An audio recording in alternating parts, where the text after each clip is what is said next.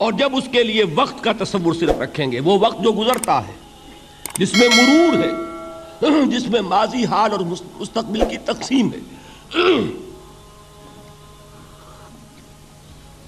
تو وہ وقت جو ہے سیریل ٹائم جسے کہا جاتا ہے انگریزی میں، زمانے جاری یہ عربی میں کہیں گے، یہ ہے عصر، گزرنے والا زمانہ، وہ زمانہ جو اس وقت حال ہے۔ ایک لمحہ ہے حال، اگلے لمحے وہ ماضی ہو گیا، اور اس سے پہلے لمحے وہ مستقبل تھا۔ ہر لمحہ جو ہے وہ گزر رہا ہے کہ میں اپنی تسبیح روز و شب کا شمار کرتا ہوں دانا دانا۔ یہ زمانہ جو ہے گزرتا ہے ماضی، حال اور مستقبل میں، اس کو کہتے ہیں عصر۔ اسی لیے اب اس کا ترجمہ کیا ہوگا؟ تیزی سے گزرنے والا زمانہ گواہ ہے۔ یہ زمانہ گزر رہا ہے، یہ تمہیں اپنی غفلت میں ٹھہرا ہوا نظر آ رہا ہے۔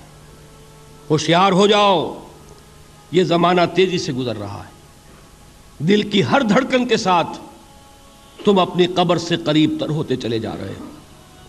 یہ چونکانے کا انداز ہے، یہ زمانہ جو تیزی سے گزر رہا ہے۔ یہ دیکھیے، ایک شعر بچپن میں ہم نے پڑھا تھا، اس وقت اس کی کیفیت آپ پر طاری ہوگی۔ غافل تجھے گھڑیال یہ دیتا ہے منادی، گردوں نے گھڑی عمر کی ایک اور گھٹا دی۔ Every minute which is passing, it is bringing you nearer to your grave۔ ہم نے اپنے میٹرک کے زمانے میں ایک انگریزی کی نظم پڑھی تھی، سام آف لائف۔ اس میں ایک سٹینزا میں آپ کو پڑھ کر سنا رہا ہوں۔ Art is long and time is fleeting, and our hearts though stout and brave, still like muffled drums are beating funeral marches to the grave۔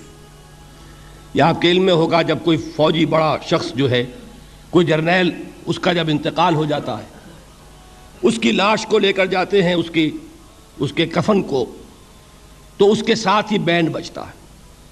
Band کی ہر جو بیٹ ہے، اس کے ساتھ وہ جنازہ قبر سے قریب تر ہو رہا ہے۔ وہی بیٹنگ آف دی ہارٹ ہے، دل کی ہر دھڑکن کے ساتھ تم اپنی موت سے قریب تر ہو رہے ہو۔ تمہارا یہ جنازہ جیسے کہ وہ بیٹ آف دی ڈرم ہے، اسی طرح بیٹ آف دی ہارٹ کے ساتھ تم اپنی قبر سے قریب تر ہو رہے ہو۔ اور یہ زمانہ جو تمہاری اصل متاع ہے کیا ہمارے پاس؟ یہ تھوڑی سی مہلت، اسی میں کچھ بنانا ہے، اور یہ مہلت تیزی سے گزر رہی، جیسے برف پگھلتی ہے۔ امام راضی ہی نے یہ بڑی عمدہ بات لکھی ہے کہ والعصر کا مفہوم مجھے اس وقت معلوم ہوا جب وہ کہتے ہیں کہ میں ایک شہر میں داخل ہوا، شام کا وقت تھا، بازار اب ختم ہونے والا تھا، تو ایک برف کا تجارت کرنے والا، برف بیچنے والا چیخ چیخ کر کہہ رہا تھا، لوگوں مجھ سے برف خرید لو، جلدی کرو، اس لیے کہ میری برف پگھلی جا رہی ہے۔ اس لیے کہ ایک دکاندار تو وہ ہے جس کا سامان رکھا ہوا ہے، وہ دکان بند کرے گا، اگلے دن کھولے گا، پھر وہ سامان موجود ہے۔ اگر کچھ نہ بکا، نفع نہیں ہوگا، اس کا اصل سرمایہ تو ضائع نہیں ہوگا۔ اگر جوتے کی دکان ہے، جوتے موجود ہیں، سبزی کی دکان ہے، چلیے کچھ باسی ہو جائے گی، کچھ نہ بچی رہے گی، کریانے کی دکان ہے، سامان موجود ہوگا، لیکن یہ برف کا تاجر جو ہے، اس کا برف اگر پگھل گیا تو اصل زر گیا، سرمایہ ختم ہوا۔ انسان کی مثال اس برف کے تاجر کی سی ہے کہ ہر لمحہ وہ برف پگھل رہا ہے، وقت ختم ہو رہا ہے، اور انسان اپنی منزل سے قریب تر ہو رہا ہے۔ اگر اس میں اس نے کچھ بنا لیا تو کامیابی ہے، اور اگر یہ وقت گزر گیا تو پھر تباہی اور بربادی ہے۔ یہ ہے انداز تیزی سے گزرنے والا زمانہ۔ غافل تجھے گھڑیال یہ دیتا ہے منادی، گردوں نے گھڑی عمر کی ایک اور گھٹا دی۔ اب آگے آئیے، ان الانسان لفی خسر۔ الانسان، یہ لام اس کو کہتے ہیں لام تعریف، اور اس میں بہت سے مفہوم پیدا ہوتے ہیں، اس وقت مجھے زیادہ تفصیل میں نہیں جانا۔ یہاں مراد ہے تمام انسان، یہ لام حصر ہے۔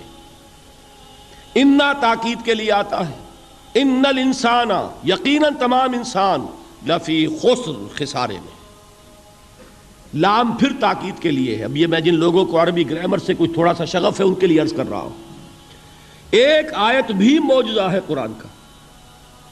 عربی زبان میں کسی چیز پر زور دینے کے لیے جتنے اسلوب ممکن ہیں وہ سب کے سب اس میں جمع کر لیے. انا تاکید کے لیے، لام حصر تاکید کے لیے، پھر لا لفی خسر، لام پھر تاکید کے لیے، خسر نکرہ آتا ہے یہ بھی تاکید کے لیے، جملہ اسمیہ تاکید کے لیے. جتنے بھی امکانات ہیں عربی زبان میں زور دینے کے کسی چیز پر، وہ سب کے سب اس ایک جملے میں جمع کر دیے گئے. ان الانسان لفی خسر.